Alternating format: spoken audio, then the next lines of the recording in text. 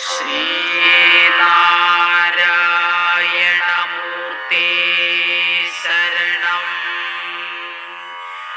ചന്ദ്രബിംബാനനശോഭിതം പീതാംബരധരം ഗുരുവരം.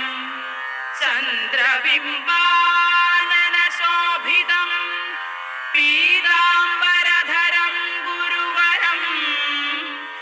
ചാരു ശിവഗിരിവാസം ശ്രീനാരായണ യതീന്ദ്രായ നമഃ. ശ്രീനാരായണ യതീന്ദ്രായ നമഃ. ശ്രീനാരായണ യതീന്ദ്രായ നമഃ. നമോ നമഃ.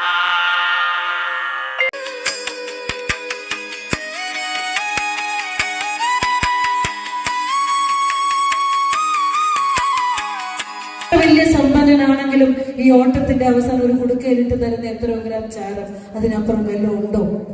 ബുദ്ധി വേണ്ടേ? നമുക്ക് ചിന്തിക്കണം.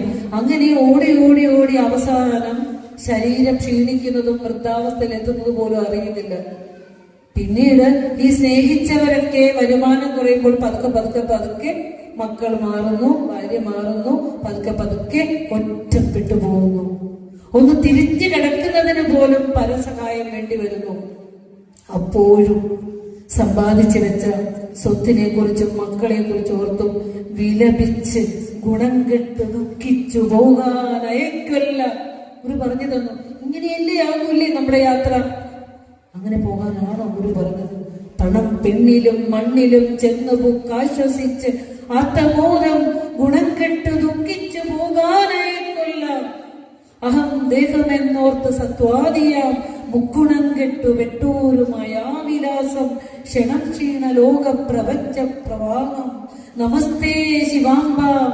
സംസാരമാരാന്നിരിക്കക്കരക്കേറുവാൻ തൃപ്പതത്താരിണ കപ്പലല്ലാതൊരാലംബനം മറ്റെനിക്കൊന്നുമില്ലംബ കാരുണ്യരാശേ. നമ്മുടെയൊക്കെ അവസ്ഥ ഇതാ. ഒരു നാമം പോലും പഠിച്ചു വെച്ചിട്ടില്ല ചൊല്ലാൻ. പ്രാർത്ഥനാ മഞ്ജരി ഇല്ലാതെ പഠിച്ചേക്കുന്ന ആളുകൾ വളരെ കുറച്ചൊക്കെ ഉള്ളവരെന്ന് ചൊല്ലി. അവസാന സമയത്ത് ഒറ്റപ്പെടുന്ന ഒരു സമയത്ത് നമ്മുടെ ഉള്ളിലിരുന്ന പ്രകാശമായ ഒരു ചൈതന്യം ഇരിപ്പുണ്ട്. അതിനെ ഒന്ന് ഭജിക്കാൻ ഒരു നാമം ചൊല്ലാൻ പോലും നമ്മൾ പഠിച്ചു വെച്ചില്ല ഈ മനുഷ്യ ജീവിതത്തിൽ. അതാണ് ഗുരു പറഞ്ഞത്. എന്താ? നാവിന്നു നിന്റെ തിരുനാമമെടുത്തുരച്ചു മേകുന്നതിനെടുതിലൊന്നരുളിടണേ നീ. ജീവൻ വിടുമ്പോൾ അതിൽ നിന്നു തെളിഞ്ഞിടും പിൻ നാവിന്നു ഭൂഷണമിതെന്നെ നമുക്കു വേണ്ട. ഒരച്ഛൻ സ്വന്തം മക്കൾക്ക് പറഞ്ഞു കൊടുക്കുകയാണ്, മക്കളെ നിങ്ങൾ ജീവിതത്തിലെ എല്ലാം നേടിക്കോ, പക്ഷെ ജീവിത സാക്ഷാത്കാരത്തിന് വേണ്ട കൂടി നിങ്ങൾ നേടണേ. സ്നേഹനിധിയായ ഒരു അച്ഛൻ മക്കൾക്ക് പകർന്നു കൊടുക്കുന്നത് പോലെ എന്തെല്ലാം ഗുരു നമുക്ക് തന്നു.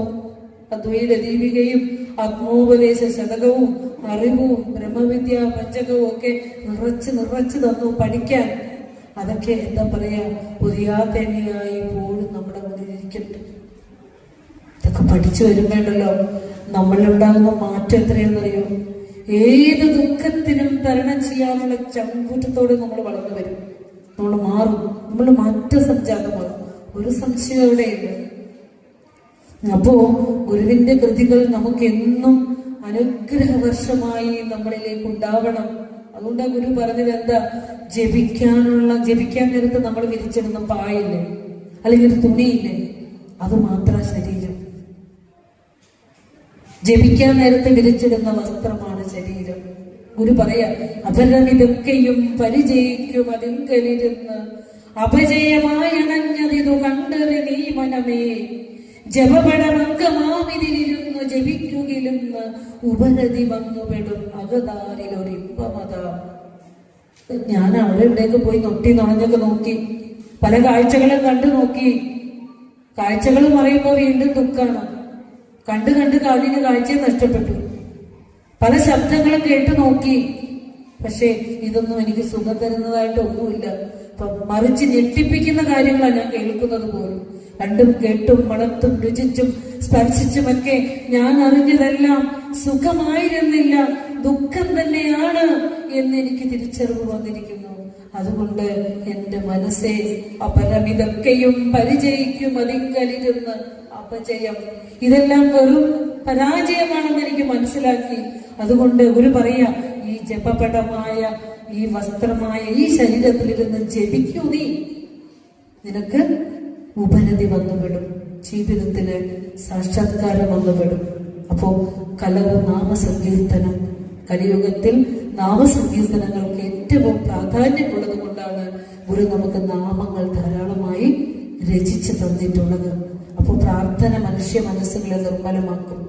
ഇനി നമ്മൾ അറിയാത്ത ഒരു ചെറിയ ടോപ്പിക്കും കൂടി പറഞ്ഞുകൊണ്ട് ഞാൻ എന്റെ വാക്ക് നിർത്തുകയാണ്.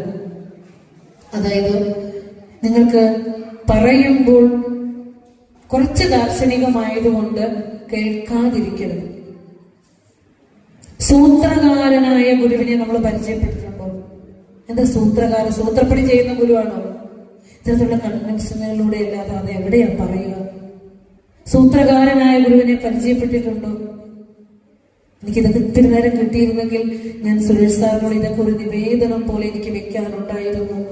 കാരണം ഗുരു നമുക്ക് അനുകമ്പാദശകത്തിൽ വെച്ച് തന്ന ഗുരുക്കന്മാരൊക്കെ ലോകാരാധ്യരാണ്.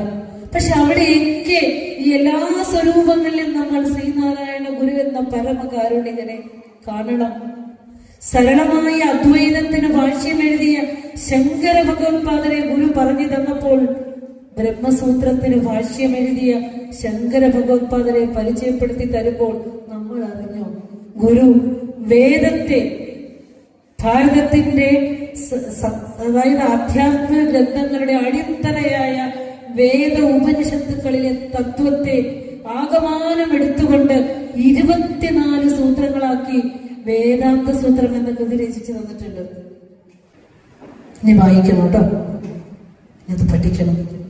ഒരു സൂത്രത്തിൽ അനേകം കൃതികൾ ഉള്ളടക്കി ഇക്വേഷൻസ് പഠിക്കുന്ന പോലെ ഉള്ളടക്കി അനേക ഉപനിഷത്തുക്കളെ ഗുരു ഉള്ളടക്കി വെച്ചിട്ടുണ്ട്. ഗുരുവിന്റെ അനുഗ്രഹം കൊണ്ട് അതൊരു ഓൺലൈൻ പ്ലാറ്റ്ഫോമിൽ പഠിപ്പിക്കാനുള്ള ഒരു അവസരം അനുഗ്രഹം ഭഗവാൻ എനിക്ക് തന്നിട്ടുണ്ട്. ഏകദേശം പകുതിയോളം വിചാരം ചെയ്ത് കഴിഞ്ഞു. കേരളത്തിന് പുറത്തുമുള്ള 100ഓളം ആളുകൾ അത് പഠിക്കുന്നുണ്ട്. പഠിക്കുന്നവർ അത് പകർന്നു കൊടുക്കുന്നുമുണ്ട് എന്നറിയുമ്പോൾ വളരെ സന്തോഷം. നമ്മളൊന്ന് അറിയേണ്ട ഒരു കാര്യം, സൂത്രം എന്ന് പറഞ്ഞാൽ വലിയൊരു ആശയത്തെ ചെറുതായിട്ട് കരുതി വെക്കുക. അതാണ് പണ്ട് കാലത്ത് അച്ചടി കണ്ടുപിടിക്കാത്ത കാലത്ത് ഗുരുക്കന്മാർ ശിഷ്യന്മാർക്ക് ആത്മവിദ്യ ഉപദേശിച്ചു കൊടുക്കുമ്പോൾ അത് എഴുതി വെക്കാനുള്ള സമ്പ്രദായവും ഇന്നത്തെ പോലെ ഇല്ല, അച്ചടി വിദ്യ ഇല്ല. അപ്പൊ ഗുരുക്കന്മാർ അത് സൂത്ര രൂപത്തിൽ ചെറിയ വാക്കുകളാക്കി കൊടുക്കും. അപ്പൊ പഠിച്ചവർക്ക് മാത്രമാണ് ആ സൂത്രം ഡെവലപ്പ് ചെയ്യാൻ പറ്റൂ. അങ്ങനെ വ്യാസ മഹർഷി 2.5 സഹസ്രാബ്ദങ്ങൾക്ക് മുമ്പ് വ്യാസന് ശേഷം വേദാന്ത സൂത്രം ചമച്ച ശ്രീനാരായണ ഗുരുവിനെ നമുക്ക് പരിചയമില്ല. അല്പ സങ്കടം വരുന്നുണ്ട്. കാരണം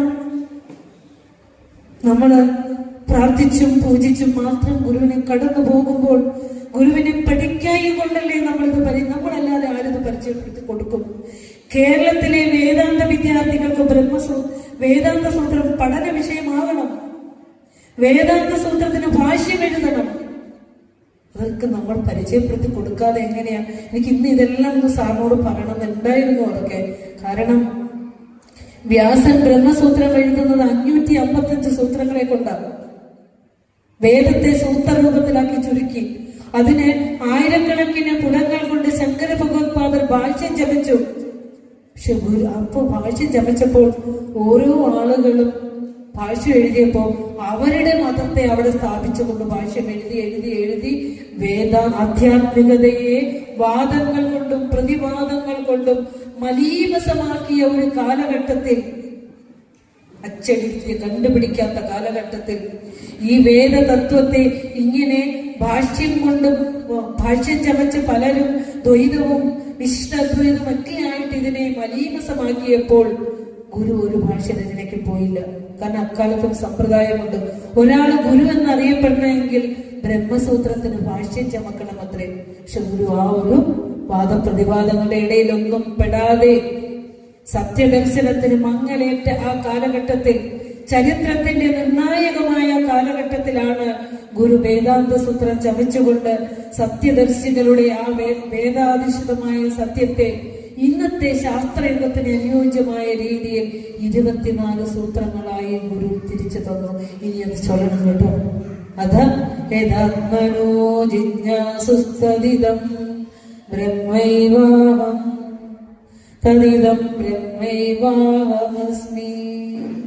കിം തസ്യ ലക്ഷണം അസ്യ ജഗതി ഗണനയേതി തജ്ജ്യോതിഃ തേനേദം പ്രജ്വലിതം. ഇത് ഓരോന്നും വിശദീകരിക്കുമ്പോഴേ ഗുരുവിന്റെ ആത്മോപദേശതകം, അറിവ്, ഗദ്യപ്രാർത്ഥന ഒക്കെ സൂത്രരൂപത്താക്കി തന്നേക്കുക. അത് ഞാൻ പറഞ്ഞത് കാലമേറെ കഴിയുമ്പോൾ 2.5 സഹസ്രാബ്ദങ്ങൾക്ക് ശേഷം വ്യാസന് ശേഷം വേദാന്ത സൂത്രം രചിച്ച ശ്രീനാരായണ ഗുരുവിനെ പരിചയപ്പെടുത്തി കൊടുക്കുവാൻ നമ്മൾക്ക് കഴിയണം. ഞാൻ ഓർക്കുന്നു, ഞാൻ BA വേദാന്ത ക്ലാസ്സിൽ പഠിക്കുമ്പോൾ ഗുരുവിന്റെ ദർശനമാല കേരള സർവകലാശാലയുടെ സിലബസിൽ ഉണ്ടായിരുന്നു. ദർശനമാലയുടെ 10 അധ്യായങ്ങൾ ഞങ്ങൾ പഠിച്ചിട്ടുണ്ട് അക്കാലത്ത്. പിന്നീടുള്ള ഇപ്പോഴത്തെ വിദ്യാർത്ഥികളിൽ ആ ഗുരുവിന്റെ കൃതികൾ ഉള്ളടക്കം ചെയ്തിട്ടുണ്ടോ എന്നുള്ളൊരു അന്വേഷണം നമ്മൾ നടത്തേണ്ടതുണ്ട്. ഇല്ലെങ്കിൽ ഈ ഒരു കൃതികളൊക്കെ ഉൾപ്പെടുത്തുന്നതിന് വേണ്ടിയുള്ള ഒരു ശുപാർശകൾ അല്ലെങ്കിൽ ഒരു സജഷൻ നമ്മൾ വെക്കേണ്ടതുണ്ട്. കാരണം ഇത് അമൂല്യമാണ്, അക്ഷയമാണ്, അമൃതമാണ്. 24 സൂത്രം പഠിച്ചാൽ മതി, 555 സൂത്രം പഠിക്കണ്ട. അതില് ഒരു പറയുന്നുണ്ട്, ഈശ്വരൻ എന്താണ്, ഈശ്വരന്റെ ലക്ഷണം എന്താ? തജ്ജ്യോതിഃ. ഈശ്വരൻ പ്രകാശമാണ്. വെറുതെ പറയുകയാണോ ഗുരു ചെയ്തത്? അനുഭവിച്ചിട്ടാ പറഞ്ഞേ. ഗുരു ഒന്നും വെറുതെ പറയുന്ന ഗുരുവല്ല. അനുഭവിച്ച് അതായി മാറിയതിനു ശേഷം ഗുരു പറഞ്ഞത് ഈശ്വരൻ പ്രകാശമാണെന്ന്. ഒരു 10,000 ആതിഥേയരങ്ങായി വരുവതുവ പോലെ വരും വിവേകവൃത്തി. അറിവിനെ മൂടും അനിത്യമായയാമീ ഇരുളിനെ ഈർന്നെഴുമാതി സൂര്യനത്രേ. അവിടെ നിന്ന് അനുഭവിച്ച പ്രകാശത്തെ ചുരുക്കി തന്നേക്കുക. തജ്ജ്യോതിഃ. നമ്മൾ നേരത്തെ പറഞ്ഞൊരു കഥയുണ്ട് ഭഗവത്ഗീതയില്. കൃഷ്ണനോടെ അർജുനൻ കൃഷ്ണന്റെ വിശ്വരൂപം അർജുനന് കാട്ടി കൊടുക്കുന്നുണ്ട്. കൃഷ്ണനെ ഒന്ന് തൊടുന്നുണ്ടല്ലേ. അപ്പൊ നോക്കുമ്പോൾ എങ്ങനെയാ കൃഷ്ണനെ കണ്ടത് എന്ന് അർജുനൻ പറയുന്നുണ്ട്. ദിവി സൂര്യ സഹസ്രസ്യ ഭവേദ്യുഗപദിത്യത യദി ഭാസദൃശീ സാസ്യ ഭാസസ്തസ്യ മഹാത്മനഃ. 1000 സൂര്യന്മാർ ആകാശത്ത് ഒന്നിച്ച് ഉദിച്ചുയർന്ന ആ ശോഭയാണ് ഞാൻ കൃഷ്ണനിൽ കണ്ടത് എന്ന് ഗുരു എന്താ പറഞ്ഞ? ഒരു ആത്മീയമായ ആനന്ദത്തെ അനുഭവിച്ചുകൊണ്ട് എഴുതിയ ശ്ലോകത്തിലൂടെ ഭഗവാൻ എന്താ പറഞ്ഞത്? ഭഗവാൻ കൃഷ്ണനെ അർജുനൻ എങ്ങനെ കണ്ടോ ആ അനുഭവം ഗുരു നമുക്ക് പറഞ്ഞു തന്നില്ലേ? അല്ലെ? ഒരു കോടി ദിവാകരത്തുയരും പടി പാലോട് നീരാലാദികളും കിടന്ന അനുഭവം അല്ലെ? അറിവകമെന്നത് 2 മേഘമാം, അറിവിനെ വിട്ടത് ഞാനുമില്ല, എന്നെ പിരിയുകയില്ല അറിവും പ്രകാശമാത്രം. ഇതൊക്കെ ഗുരുവിന്റെ അനുഭവമാണ്. ധ്വനിമയമായി ഗഗനം ജ്വലിക്കുമെന്നാൽ അണയും അതിങ്കല ശേഷദൃശ്യജാലം പുനരവിടെ ത്രിപുടിക്കു മൂർത്തി നൽകും സ്വനവുമടങ്ങുമിടം സ്വയം പ്രകാശം. നമ്മുടെ ഉള്ളിലേക്ക് ഗുരു എന്ന പ്രകാശം കയറില്ല. അല്പം നിങ്ങൾക്ക് വിരസമായാലും കേൾക്കണം, വീണ്ടും വീണ്ടും വീണ്ടും കേൾക്കണം. കേട്ട് കേട്ട് കേട്ട് ഗുരുവിന്റെ ദർശനം നമ്മുടെ ഉള്ളിൽ വെളിച്ചമാകണം, പ്രകാശിക്കണം. ആ വെളിച്ചം 1000 തീജ്വാലകളായി കത്തിപ്പടരണം. ഗുരുവിനെ അറിഞ്ഞ് നമ്മുടെ ജീവിതത്തെ നമ്മൾ സാർത്ഥകമാക്കണം. അതിനല്ലെങ്കിൽ നമുക്ക് ഈ ഗുരുവിനെ കിട്ടിയിട്ട് പ്രയോജനമുണ്ടോ? പഠിക്കാനുള്ള സംവിധാനങ്ങൾ ഉണ്ടാക്കണം. ഇടണേ ഇരുകൺമുനയെന്നിലതിന് അടിയന്നഭിലാഷമുമാപതി. കളരിയിൽ പോകാൻ അവകാശം നിഷേധിക്കപ്പെട്ടവരുടെ വീട്ടിലേക്ക് കടന്നു ചെന്നാണ് കൈപിടിച്ച് അക്ഷര വെളിച്ചം പകർന്നു കൊടുത്ത കാരുണ്യം. ചാത്തൻ പുലയന്റെ പുറം തേച്ച് കുളിപ്പിച്ച കാരുണ്യം. പുലയച്ചാളയും തിളച്ചു തൂകിയ അരി ആ പാവങ്ങൾക്ക് പട്ടിണിയാകുമല്ലോ എന്ന് കരുതി ഇറക്കി വെച്ച കാരുണ്യം. എത്ര തന്റെ മുന്നിലിരുന്ന് താൻ ഭക്ഷണം കഴിക്കുമ്പോൾ അടുത്തിരുന്ന പൂച്ചക്കുട്ടിക്ക് ആ ഉരുളയിൽ നിന്ന് ഒരു ഉരുള ഉരുട്ടി വെച്ചിട്ട് അടുത്തൊരു കുഞ്ഞുരുള 2 ഉരുള ഉരുട്ടി വെച്ചിട്ട് പറയുകയാണ്, ഇത് മച്ചിൻ മുകളിലെ കടലാസ് പെട്ടിയിൽ ഉറങ്ങുന്ന നിന്റെ കുഞ്ഞുങ്ങൾക്ക്. ആ പൂച്ചയെ മാത്രമല്ല, മച്ചിമുറ തുറങ്ങുന്ന പൂച്ചക്കുഞ്ഞിനെ വരെ ഗുരുവിന്റെ കരുണയുടെ വലയത്തിൽ പെട്ടിരുന്നു, അല്ലെ?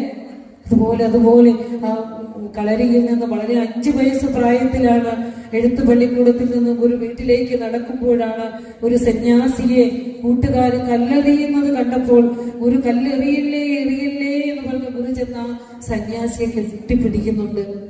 അപ്പോൾ കരഞ്ഞുകൊണ്ടാണ് ആ സന്യാസിയെ കെട്ടിപ്പിടിക്കുന്നത്. അപ്പോൾ ആ ഗുരുവിനെ എടുത്തുകൊണ്ട്, കുഞ്ഞിനെ എടുത്തുകൊണ്ട്, കൊച്ചുനാളുവിനെ എടുത്തുകൊണ്ട് വീട്ടിലെത്തിയിട്ട് കുട്ടിയമ്മയോട് പറയുന്നൊരു വാക്കുണ്ട്, മഹാനായി വരും, സൂക്ഷിച്ചു വളർത്തണം. ഓർക്കണം, ഇന്ന് ഈ ലോകം മുഴുവൻ അറിയപ്പെടുന്ന മഹാഗുരുവായി, മഹാസന്യാസിയായി അറിയപ്പെടുന്ന ഗുരുവിന്റെ ബാല്യകാലം പോലും എത്രയെത്ര കരുണാദ്രമായിരുന്നു. സഹോദരനെ ഇപ്പൊ പറഞ്ഞ പോലെ വിമല ത്യാഗമേ മഹാസന്യാസമേ സമതബോധത്തിൻ പരമഭാഗമേ. സന്യാസികളിൽ ഇങ്ങനെ ഇല്ലില്ലമിയെന്നോ വന്യാശ്രമമേലുന്നവരും ശ്രീ ഗുരുമൂർത്തേ. ഭാവിയിലെ ഒരു സന്യാസിയാകാനുള്ള ഗുരുവിന്റെ ബാല്യം എത്ര ദയാർദ്രമായിരുന്നു.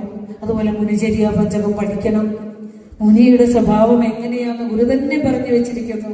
നിർവൃതി പഞ്ചകം പഠിക്കണം. നിർവൃതി പഞ്ചകം എപ്പോഴാണ് എഴുതിയെന്നറിയോ?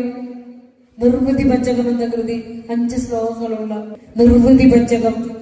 ഗുരു എന്ന മുനീശ്വരൻ, ഗുരു എങ്ങനെ ആയിരിക്കണമെന്ന് പറയുന്ന കൃതിയാണ് മുനിചര്യ പഞ്ചകം, നിർവൃതി പഞ്ചകം, ആശ്രമം. ഗുരു ആരാണെന്ന് ഗുരു തന്നെ പറയുന്നതാണ്, അല്ലെ? ഭുജക്കിമുപദാനദക്കിമുന കുംഭിനീ മഞ്ജദാ വ്രജേ വ്രജിനഹാരിണീ സ്വപദപാദിനീ മേദിനീ. മുനിയുടെ പാദം പതിഞ്ഞ മണ്ണേ പാപവിമുക്തമാകുന്നു. അപ്പൊ കോട്ടയത്തുകാര് പാപവിമുക്തമായവരാണ്. ഒരുപക്ഷെ ഗുരു ചവിട്ടിയ ആ പാദം പതിഞ്ഞു പോയതിന്റെ മീതെ എന്റെ കാല് ചവിട്ടല്ലേ ഭഗവാനെ എന്നായിരിക്കണം കോട്ടയത്ത് എത്തുമ്പോ പ്രാർത്ഥിക്കേണ്ടത്, അല്ലെ? എവിടേക്ക് ഭഗവാന്റെ പാദം പതിഞ്ഞേക്കണം, എന്റെ മീതെ എന്റെ കാല് അറിയാതെ പോലും ചവിട്ടി പോകല്ലേ ഭഗവാൻ. ഇത് തന്നെ പറയുകയാണ്, മുനിയുടെ പാദം പതിഞ്ഞ മണ്ണ് പാപവിമുക്തമായിരിക്കുമെന്ന്. മുനിക്ക് ഈ ലോകത്ത് സമ്പത്ത് കൊണ്ടൊന്നും ഒരു പ്രയോജനവുമില്ല എന്ന് ഗുരു തന്നെ പറയാം. കൃപയാണ് അവർ ഈ ലോകത്ത് പ്രവർത്തിച്ചത്. ലോകർക്ക് വേണ്ടി ഇത്രയും കാര്യങ്ങൾ ഗുരു തന്നത്. തന്നാൽ കരേറ്റിണ്ടുന്നവരെത്ര പേരി താഴത്തു പാഴ്ചേറ്റിലമർന്നിരിക്കെ താൻ ഒറ്റയിൽ ബ്രഹ്മപദം കൊതിക്ക തപോനിധിക്ക് എന്തൊരു ചാരിതാർത്ഥ്യമെന്ന് ചിന്തിച്ചെടുത്ത ഗുരു. ആർക്കെങ്ങനെ കിട്ടാല്ലേ? ആർക്കാണ് ഇങ്ങനെ ഒരു ഗുരു കിട്ടുക? സിദ്ധിച്ചല്ലോ എനിക്കിങ്ങനെ ഗുരുവിനെ, എന്നത്തിൽ ഞാൻ കുമ്പിടുന്നേ.